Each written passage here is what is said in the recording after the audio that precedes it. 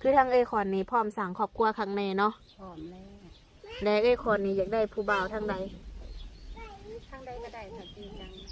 อืม ใจนะก็แต่เขาหักเขาจริงมีพร้อมเลี้ยงเขาอยู่บ่ โดย ว่าเขากับบ่มีหยังได้อยู่ ถามว่าในการที่สร้างครอบครัวถามว่าฝ่ายชายเพิ่นบ่มาลาวได้หรือว่ามาอยู่กับเขาได้ แต่ว่าอยากให้เจ้านี่ไปอยู่นำเพิ่นนี่ได้อยู่บ่ ได้ ซื้อขวัญอายุจักปี 37 โอ้37 ปีห้องเอื้อยสาระน้อย เอ โดย สาวขวัญ ห้องแล้ว บ่แล้วเหรอ เอาเป็นเอ้ย เอื้ เอา อยดี เนาะ กว่าเลยเนาะ น่าจะดีกว่า แม่น โดย อายุ37 ปียังเกี่ยวเนาะ แม่น เออ โดย 37 ปียังแก้วอยากสิถามว่าทางเอ้ยขวัญนี่ที่ผ่านมาเคยสร้างครอบครัวบ่ เคย เคยสร้างครอบครัวแต่ว่าปัจจุบันนี้โสดบ่ โสด โอ้เลิกลากันแต่ดนและบ่เอ้ย โดนแล้วแต่ลูกยังน้อย โอ้ลูกเอ้ยจักคนลูกเอ้ย ลูกคนเดียว โอ้ลูกผู้เดียวผู้หญิงคือผู้ชาย ผู้หญิง โอ้ลูกสาว โดน ใหญ่แล้วบ่ตอนนี้ ใหญ่แล้ว17 ปีแหละ โอ้ทุกแต่ว่าเลิกลากันกับพ่อของลูกนี่หลายส่ำใด เลิกตั้งแต่ลูกกำลังออกจากไพ่พุ่น อู้ตั้งแต่ออกจากกรรม แม่แล้ว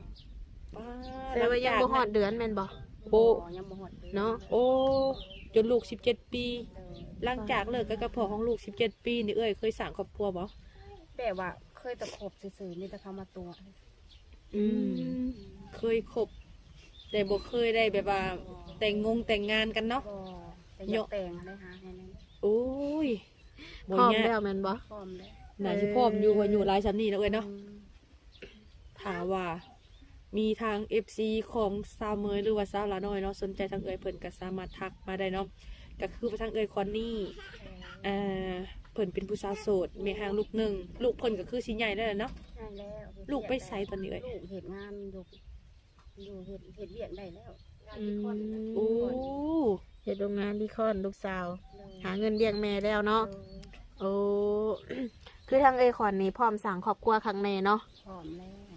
และเอ้ยขอนนี่อยากได้ผู้บ่าวทางใด ทางใดก็ได้ถ้าจริงจัง อืม ใจนะก็แต่เขาหักเขาจริงนะมีพร้อมเลี้ยงเขาอยู่บ่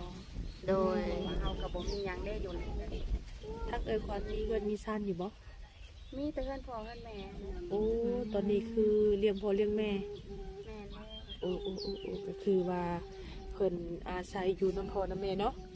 โดย ถามว่าหนุ่มคนใดสนใจกะทักมาได้เพราะว่าทางเอ้ยคอนเพิ่นนี่เพิ่นเป็นผู้สาวโสดรุ่นใหญ่เพิ่นอาจสิแบบว่าความหมายคือถามว่าพ่อคนที่ว่าใส่หรือว่าคนที่จริงใจก็คือสิพร้อมแบบสร้างครอบครัวเลยเนาะเอ้ยเนาะ โดย อืมถามว่าในการที่สร้างครอบครัวถามว่าฝ่ายชายเพิ่นบ่มาลาวได้หรือว่ามาอยู่กับเขาได้ แต่ว่าอยากให้เจ้านี่ไปอยู่นำเพิ่นนี่ได้อยู่บ่ ได้ โอ้ก็คือบ่ได้ตำหนิเนาะ บ่ อายุหลายส่ำใดเอาเจ้ามัก บ่กฎเกณฑ์อันนี้เขาปันได้ก็ได้ แต่ผมสิเลี้ยงให้ โอ้เอาง่ายๆคือบ่ได้จำกัดเลย อายุสำใดก็ได้ โดย ขอแต่เพิ่นเบิ่งแยงเขาได้เนาะ เบิ่งลูกเฮาได้หักลูกเฮานำ โดยก็คือเว้าเลยเนาะว่าทุกคนนี่ผัวาอยากได้คนที่แบบว่าพึ่งพาได้เนาะเออแลทั้งเอ่ยเคยไปหาเงินอยู่บ่ เพื่อนนี่เมื่อก่อนเคยไปหาเงินไปอยู่ไทยหาก็มาส่วงโควิดนี่ โอ้มาช่วงโควิดนี่ โดย โอ้แต่บ่ได้ไปเลย โดยบ่ได้ไป คิดจะไปอยู่บ่นี่ คิดอยากไปอยู่ เดี๋ยวบัตรของเอื้อยได้มีบ่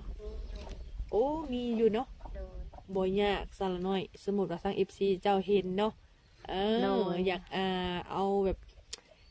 เพิ่นทักมาแบบให้เจ้ามาลินน้ำข่อยได้บ่อยู่ฝั่งไทยแบบสิก็ไปได้หน่อยเนาะ ไปได้ เพราะว่าเพิ่นมีบัตรเด้ มีบัตรแล้วบัตรมีพร้อมแล้ว มีบัตรพร้อมหรือว่าบางคน ไปแล้ว ยังรอแต่คนถ่ายอยู่ฝั่งพุ่นซะเนาะ โดย ถ้ามีคนว่ามาหาไอเด้อเนาะอาจสิไปได้เนาะมีบัตรเรียบร้อยแล้วเนาะ โดย คือว่าทางเอ้ยก็เป็นผู้เจบผู้งาม คือที่ผ่านมานี่มีแต่ว่าคนเข้ามาตัวเนาะ แม่แล้ว คนที่สีสร้างตาไปนำกันนี่ยังบ่มี ยังบ่มี โอ้และคือในมื้อนี้ออกมาเปิดใจนี่ก็คือพร้อมสละโสดเลยเนาะถ้าว่า เพิ่นมาอยู่นำบ่ได้ก็ไปอยู่นำเพิ่นแม่นบ่ ได้ยังไงก็ได้ อืม พร้อมสิหักลูกเฮาและหักเฮานำ โดยได้ทางเอ้ยคอนนี่ต้องแบบจำกัดบ่ว่าคนที่สิเข้ามาหานี่นะเอ้ยคอนเพิ่นมีนิสัยใจคอแบบใดมักแบบใดหันนะ มักใจใส่ดีแล้วก็หักเฮาและหักลูกเฮานำ อืมอ่าหับในสิ่งที่เฮาเป็นให้ได้เนาะ หักที่แบบว่าเฮาเป็นเฮาบ่ได้มีเฮาบ่ได้ร่ำเฮารวยเฮาจนนี่นะ อืมโดยคือผู้เฒ่าอีหยังก็ได้บ่ ได้ อายุ50-60 ได้ แล้วและในการอบรมกันนี้ทางเอ้ยคอนนี่อยากใส่เวลาหล่นบ่ ก็แล้วแต่ แล้วแต่บ่ เพิ่นสิสะดวก 1 เดือน 2 เดือน 3 เดือน โดย ถ้าว่ามั่นใจ ถ้า ก็ มั่ คือน ใจค่ะ พร้อมเอาบ่ พร้อมเอา อืมถือว่าเวลาก็ถือว่าบ่หล่นเนาะ โดย คือทางเอ้ยคอนก็มีโทรศัพท์ใช้แล้วว่า มีอยู่แต่แบบว่าโทรศัพท์รุ่นเก่าน่ะ รุ่นเก่าบ่ โดย แต่ดินเฟซดินไลน์ได้บ่ เล่นได้อยู่ โอ้ดินได้อยู่เนาะ โดย ยังพอแบบสีโทรหากันได้อยู่เนาะ โดย อืมโดยคือแบบผู้บ่าว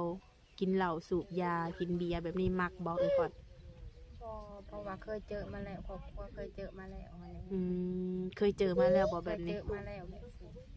โอ้ ถ้าแบบว่าผู้จักเฮ็ดเวียกผู้จักเหตุการณ์เหตุงานมีความรับผิดชอบ โดยอืม แต่ก็สิหักอยู่แบบนี้ โดยหลักๆแล้วคืออยากได้ผู้ชายแบบนี้เนาะมีหน้าที่การงานที่มั่นคง มีความรับผิดชอบสูง เป็นผู้นำครอบครัวให้ได้เนาะ โดย อืมแบบนี้คือทางเอ่ยในพร้อมสละโสดเลย พร้อมแล้ว อื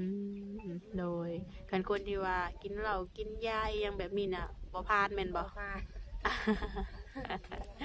บ่อยากให้บ่อยากให้เจอเนาะ บ่อยากให้เจอแบบ อืมเพราะว่าเคยเจอมาแล้วรู้สึกว่าบ่โอเค รู้สึกมาแล้วแบบว่าเจอมาแล้วเฮาเจ็บปวดสำใดที่แบบว่าเขาไปกินไปหลินไปสิ อืม แล้วก็บ่อยากเจออีก โดยโอ้อันนี้เป็นเถียงไห้เถียงนาของเอ้ยขวัญเองบ่ เสี เนี่ย ย งของน้องสาวแต่บ้านเกิดของเอ้ยนะอยู่น้องน้อย โอ้บ้านเกิดน้องน้อยหัวค่ โดย ำโอ้ อันนี้ขึ้นมาหลินน้ำนอง อืมโดยเมื่อใดค่ะสีกับสีเมื่อบ้านเกิดนี่ แต่แบบว่ากลับต้นได้ก็ได้กลับมาแรงก็ได้กลับมาเอินก็ได้ไม่ใช่ แล้วแต่เนาะ แล้วแต่ โดยในทางเอ้ยขอนก็มีเวลาโอลมกับผู้บ่าวอยู่บ่นี่ มี มีเนาะ บ่ได้เห็ดหยังเนาะ อืมถือว่าเฮ็ดหน้าแล้วก็คือบ่ได้เฮ็ดหยังเนาะ แม่นแล้วเห็นหายเห็นหน้าแล้วก็คือบ่ได้เห็ดหยังเลี้ยงวัวเลี้ยงควายไปซิแล้ว อืมโดยแบบเงินคำใส่ได้สักเอ้ยขอนมาจากทางใดนี่ ก็พี่น้องหาแลซอย คือเอื้อยหาแล โอ้โดยคือทางเอ้ยเพิ่นสิยืนมือเข้ามาซอยในจุดนี้ โดย อืมแบบคือทางลูกสาวอหยังเพิ่นก็ได้เงินให้อยู่บ่ ก็พอได้ใส่น้ำเพิ่นอยู่ลูกสาวก็เพิ่นก็ใหายอยู่ โดย เพิ่นยังบ่ทันมีครอบครัวแล้วว่า ยังบ่เคยมีครอบครัวลูกสาว ยังเป็นผู้สาวโสดคือกันเนาะ โดย อ่ะถ้าเกิดว่าทางเอ้ยขอนนี่มีสามีใหม่นี่ทางลูกสาวโอเคบ่ แบบว่าลูกสาวกับแบบว่าขั้นแบบว่าเขามาหักแม่บ่เขามาพร้อมสิภาษาภาษาบ่เพิ่น โด ก็หัก ย ถ้าเขามาแล้วกินมาตบมาตีกันเพิ่นก็บ่หักแล้วแหละ โดย แต่ว่าในการมีครอบครัวใหม่ลูกสาวก็พร้อมอยู่เนาะ โอ้ก็คือสิอยากให้แม่มีเสาดักเนาะ โดย เพราะว่าเลิกลากับสามีนี่หล่นเนาะ โดนแล้วเป็นเลี้ยงลูกผู้เดียว เลี้ยงลูกคนเดียว กับพ่อแม่และซอยก็ดี อืมโดย ถือว่าสู่ชีวิตมาในเติบหนึ่งเนาะไอ้ขอนเนาะ เจอมาทุกอย่างแล้ว เจอทุกแบบเลย ผู้ชายดีบุดีก็เจอมาเบิ่แล้วเนาะ ทรายดีบ่ดีก็เจอมาหมดแล้ว อื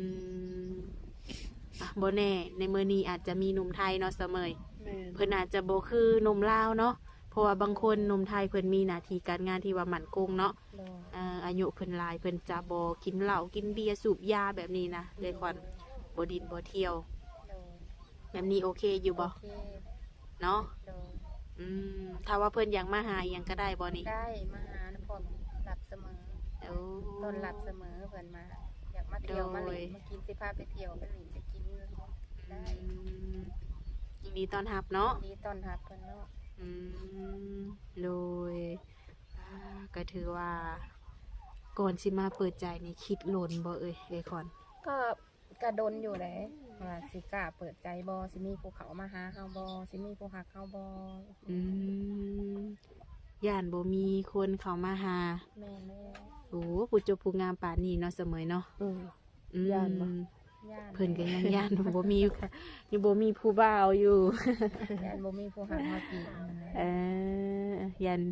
ยันเจอแต่คนเขามาตัวต้ม แยันจะเจอเขามาตัวเฮาบ่ตัวเฮาไปหลินไปกินไปเที่ยวแล้วก็ถิ่มเฮากลางเถาะกลางทางน่ะย่านไปแบบนี้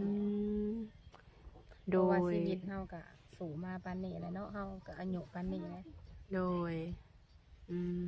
แม่นความเอ่ยว่าเนาะ โดย แต่ว่าแบบคือเอ่ยคอนกะเป็นผู้จบผู้งามแบบคนที่สิเข้ามาหานี่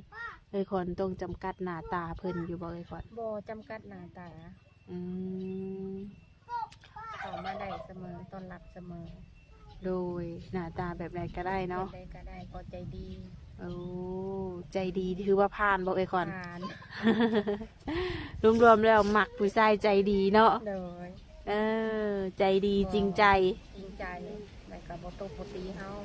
อืม คือย่านที่สุดคือย่านเฮาผู้ชายที่แบบว่ามาตัวแล้วก็มาตบมาตีเวลา โอ้